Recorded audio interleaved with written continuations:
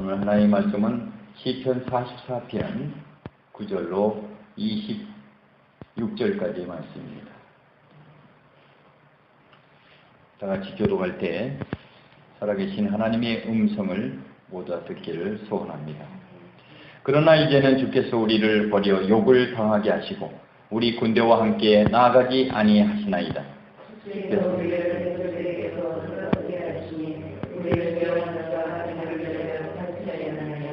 주께서 우리를 잡아 먹힐 양처럼 그들에게 넘겨주시고 여러 민족 중에 우리를 흩으셨나이다.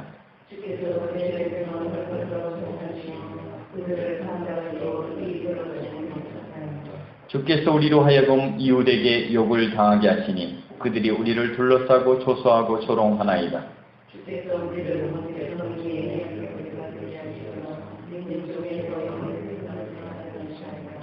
나의 능력이 종일 내 앞에 있으며 수치가 내 얼굴을 덮었으니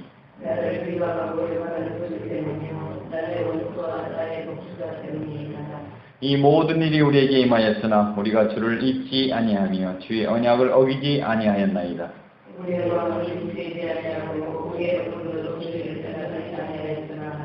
주께서 우리를 승냥이의 처수에 밀어넣으시고 우리를 사망의 그늘로 덮으셨나이다.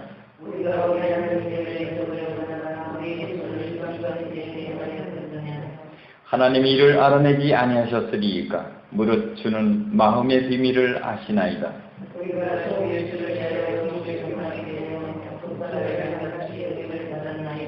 주여 깨소서 어찌하여 주무시나이까 일어나시고 우리를 영원히 버리지 마소서.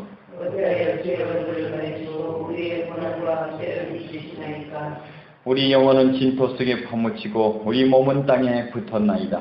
일어나 우리를 도우소서. 주의 인자하심으로 구원하소서. 아멘. 계속해서 44편은 슬픔과 고통 가운데 하나님의 구원을 소망하며 부르는 노래이며 기도인 것입니다. 특별히 시편 44편은 개인의 환난과 고통을 가지고 하나님께 나가는 것이 아니라 민족이 당하는 아픔을 가지고 하나님께 나갔던 시편인 것입니다. 사랑하는 여러분, 우리가 이 나라와 이 민족을 위해서 기도할 사람들입니다. 현재 정치적으로 보면 양분이 되어서 현안 문제를 저버린 채 당의 이익을 위해서만 움직이는 정치인들을 바라보며 우리는 기도해야 합니다. 우리가 기도하지 않으면 안 되고 우리는 하나님께 보내주신 중보자인 것입니다. 중보하는 자리에 여러분이 항상 있기를 주의 이름으로 축복합니다. 9절부터의 말씀은 시편 기자가 왜 구원의 시를 썼는지 그 배경을 설명하고 있습니다. 9절에서 12절까지의 말씀입니다. 그러나 이제는 주께서 우리를 버려 욕을 당하게 하시고 우리 군대와 함께 나아가지 아니하시나이다. 주께서 우리를 대적들에게 돌아서게 하시니 우리를 미워하는 자가 자기를 위하여 탈취하였나이다.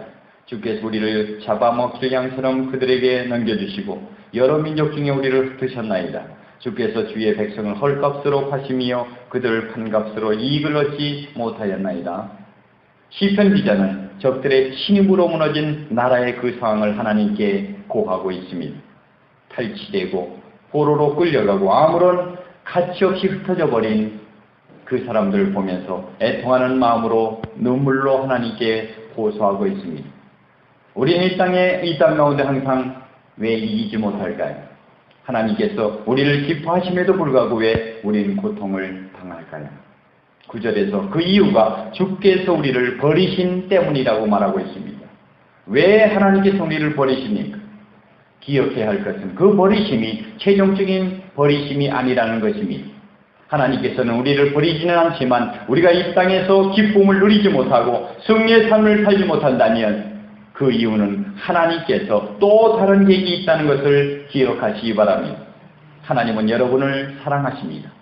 결코 버리지 않습니다. 그러나 때로는 우리를 버린 가운데 두는 것처럼 있다는 것을 기억하십시오.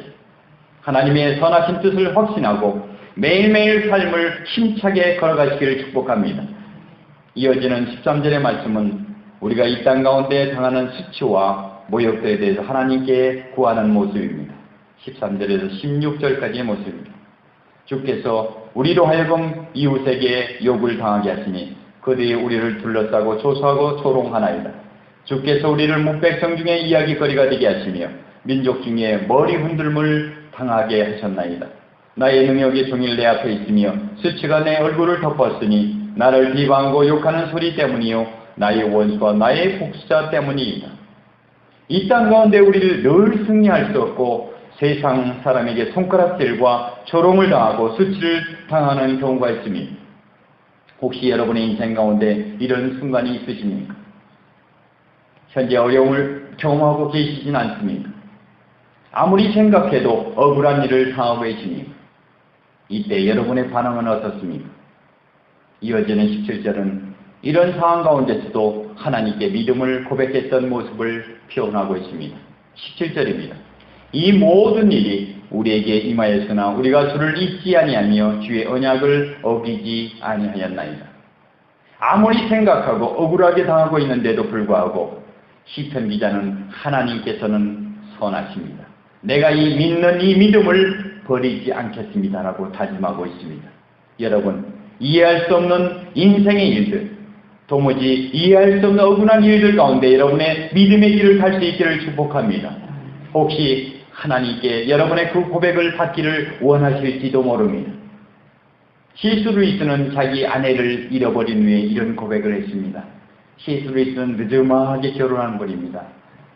조이 그레이션이라는 분과 결혼을 했는데 조이 그레이션의 뇌종양으로 한 3년 정도 있다가 죽게 됐죠.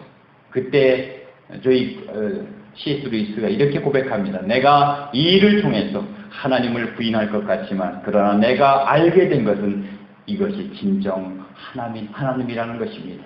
이 고통을 주는 것이 바로 내가 이것을 떠날 수 있게 하지만 이것을 통해 나 진정한 믿음을 더 갖게 되었다는 것입니다. 여러분, 하나님께서는 때때로 우리를 버리시기까지 마치 받은 양과 같이 토살당하는 양 처지에까지 우리를 버려둘 때가 있습니다. 우리의 억울함을 하나님께서 다 아십니다. 그럼에도 불구하고 그대로 두는 이유가 분명히 있다는 것을 기억하시기 바랍니다. 19절에 주께서 우리를 승량의 처소에 밀어넣으시고 우리를 사망의 그늘로 덮으셨나이다. 하나님에 대한 믿음이 변함이 없음에도 불구하고 이런 고통을 당해야 합니까? 이 질문에 하나님께서는 어떻게 대답합니까? 22절의 말씀입니다. 우리가 종일 주를 위하여 죽임을 당하게 되며 토살할 양같이 여김을 받았나이다. 너희가 주님의 길을 따라갈 때 이런 일을 당하게 될 것이라고 말씀하고 있습니다. 우리가 갈 길은 주님의 길입니다. 주님의 길을 갈 때 토살당할 양처럼 죽임을 당할 것을 기억하고 예상하며 그 길을 걸어갑니다.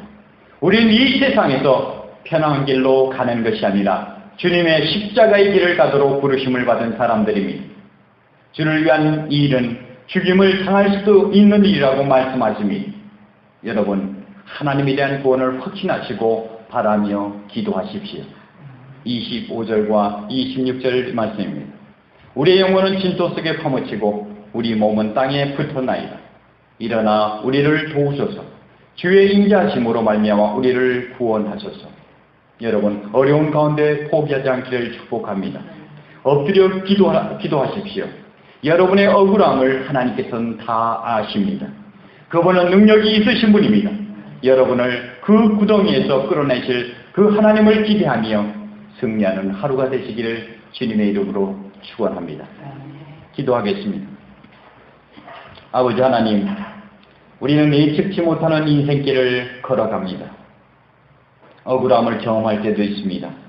그러나 그것이 하나님께서 우리를 인도하는 길이라면 감사하며 걸어가게 하시고 우리를 통하여 주님의 마음을 높이며 우리의 사명을 감당할 수 있도록 인도하시며 보호하여 주시옵소서.